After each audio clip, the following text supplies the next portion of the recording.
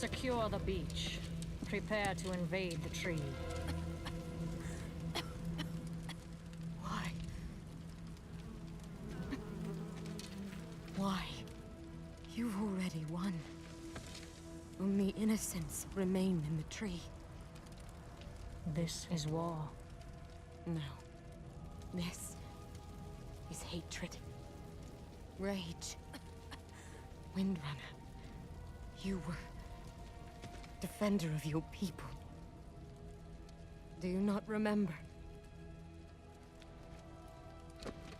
I remember. A fool.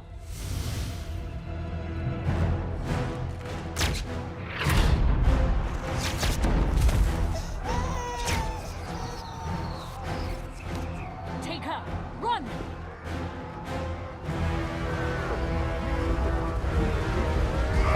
Warcraft 3.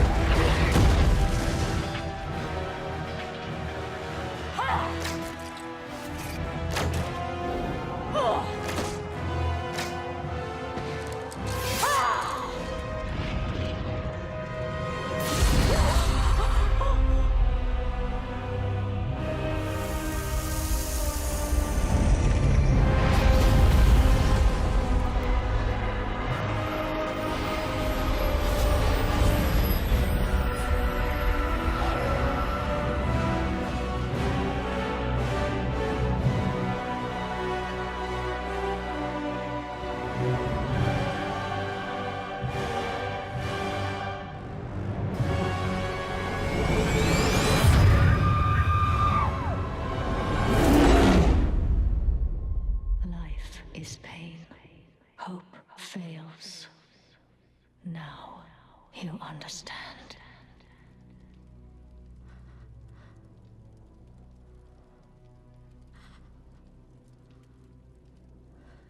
Ah, don't grieve.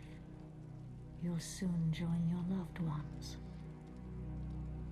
I grieve for you. You've made life your enemy. And that is a war you'll never win. You can kill us, but you cannot kill hope. Can't I? Oh, fuck!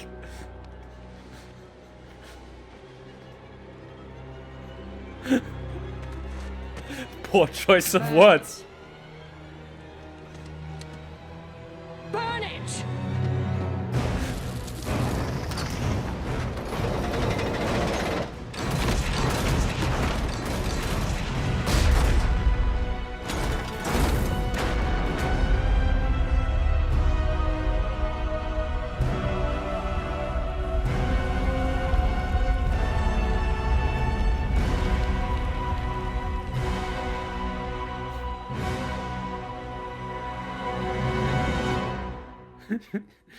That just makes me wonder, did she even plan to burn the world tree, or did she just make the decision in the second?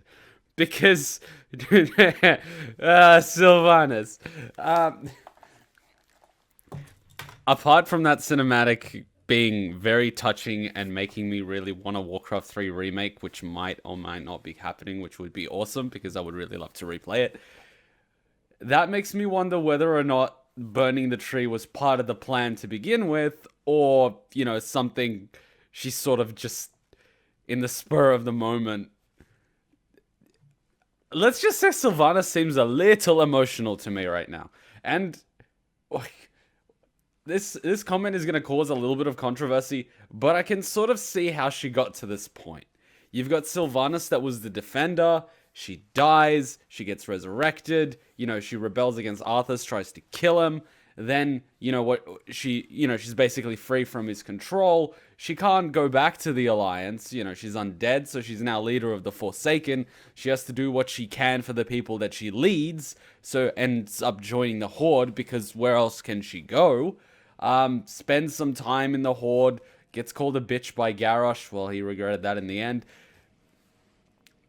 And then you've got when she meets her sister again in the book War Crimes, and then, you know, all her hope comes back.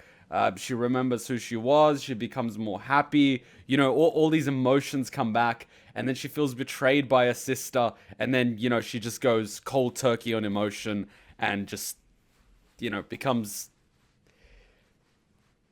present day Sylvanas. So, you know, I kind of do feel sorry for her because she was one of my favorite characters in Warcraft, and sort of is one of my favorite characters because of the development she's had, the story arc she's had. And when it comes to sort of this, it's sort of... I can understand the tactical decision of, you know, attacking the Alliance on Kalimdor, because if a war is going to break out eventually, you don't want them, you know, just having a foothold on the continent where your main base is. Makes sense. Burning down the world tree, okay, Night Elves lose their immortality. Was that her goal? I don't know. This cinematic seems to suggest that it was more so rage. You know, it was more so, as the Night Elf sort of pointed out, you can't destroy hope. And then Sylvanas is like, really? Challenge accepted. Fire the missiles, you know, sort of thing.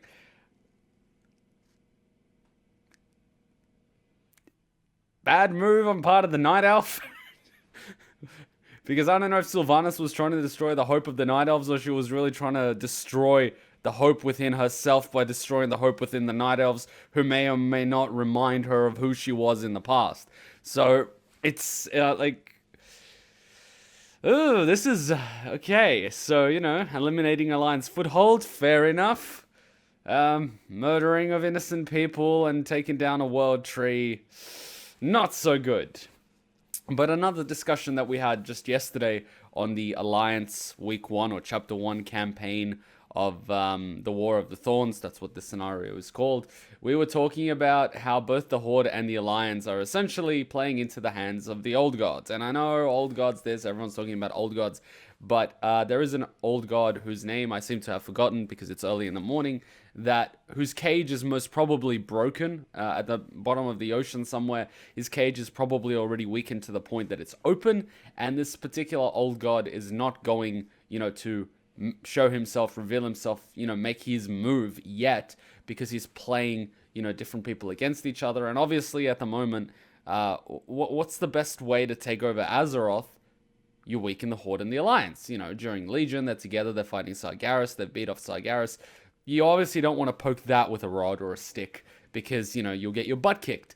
But what happens if you weaken both factions by starting a world war? So I'm not saying that the Old God is necessarily the cause for this, but, you know, the Horde and the Alliance are kind of playing into this, whereas we've returned to the old hatred.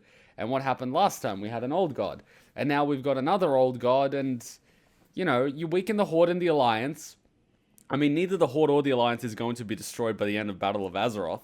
Anduin has plot armor because he's going to be fighting Void Lords alongside the other guy's name. I forgot his name. So, you know, Anduin cannot die. Sylvanas can, but we know the Horde and the Alliance will both survive this war. Because obviously, if they don't, there will be no World of Warcraft. Because it would just be World of Alliance craft. And no one wants to play that. So, Battle for Azeroth could very well be a lead up to the next Old God. Or, because from what I understand, if the Old Gods corrupt Azeroth, Azeroth being, you know, a Titan, a sleeping Titan inside, that will be enough power for them to open a gateway for the Void Lords to step into our dimension.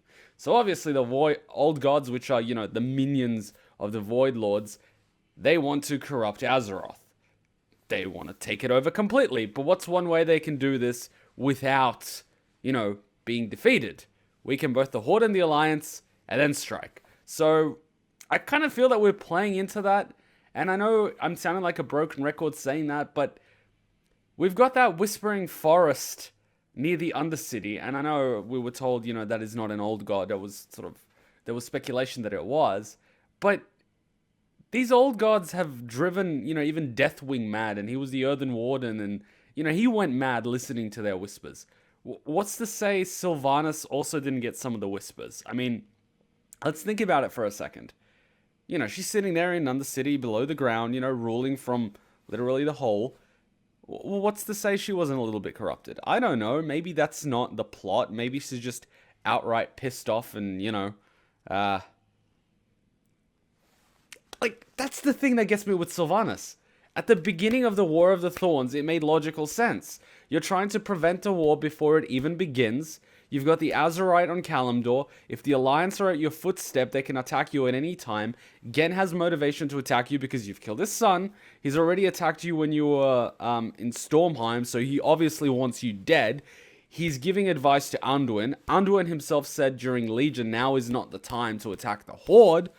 Legion invasion's over, so logically it makes sense to eliminate the Alliance foothold on Kalimdor.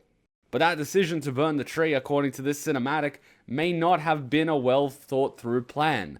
Was it part of the plan? I don't know. But, like, when she gave the order, it almost seems like she was like, oh really?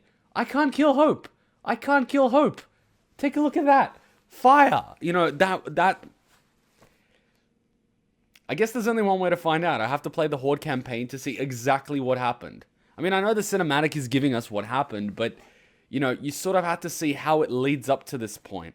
Because in Chapter 1 of the Horde campaign, it's just marching on Darkshore. Sourfang is going through Fellwood with the siege weapons. Sylvanas has her foot soldiers that have gone through the Wisp Wall. And it's come down to a race of who's going to reach Darkshore first. Is it going to be the Alliance fleet with Anduin's siege weapons? You know, those flying... I even forget what it's called because I don't play the Alliance. Or is it going to be the Horde? Because we don't have our Zeppelins, we don't have this, we don't have that. So it's a race. And obviously, the Horde won that race. But the question is, what has happened leading up to the point of burning of the World Tree? Because... I don't even know if Sylvanas is in her right mind, because she seems really pissed in this cinematic. She went from calm, she went from sort of chill to pissed off by talking to, you know, the Night Elf. I think the Night Elf touched the nerve. And, you know, Sylvanas has had a lot of pain. Like, her only mission in life during Wrath of the Lich King was to kill Arthas.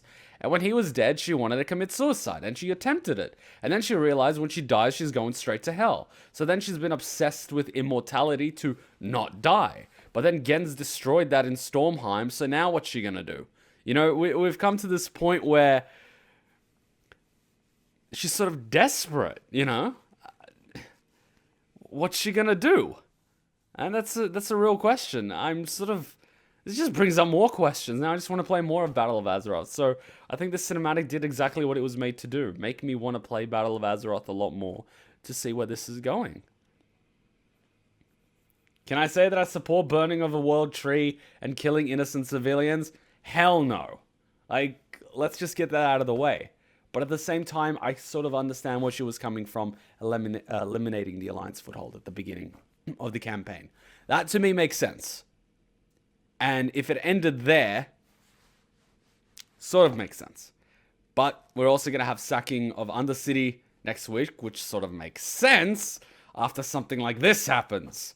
Because when something like this happens, the entire faction is going to want blood.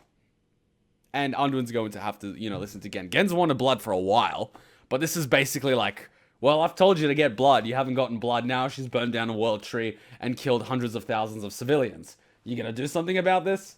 You know, sort of thing. So, yeah, it's an interesting time to be a Horde. When we don't have Green Jesus.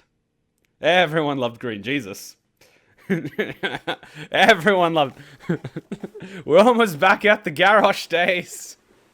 Almost. Not there yet, but almost. Anyway, thanks for watching. What did you guys think? I'm more than happy to have discussions on this. Better yet, why don't we have a discussion while we're playing Chapter 2 of the War of the Thorns, Horde side of the campaign. I'll try to play that later this afternoon. So let's have a discussion then, but feel free to hit me up in the comment section of what you think. I don't think that the burning of the World Tree was a cold, calculated decision. I think it was a little more of a spur of the moment. But there's only one way to find out, and that is playing the campaign. So I'm very interested and very excited in playing the campaign, but let me know what you thought.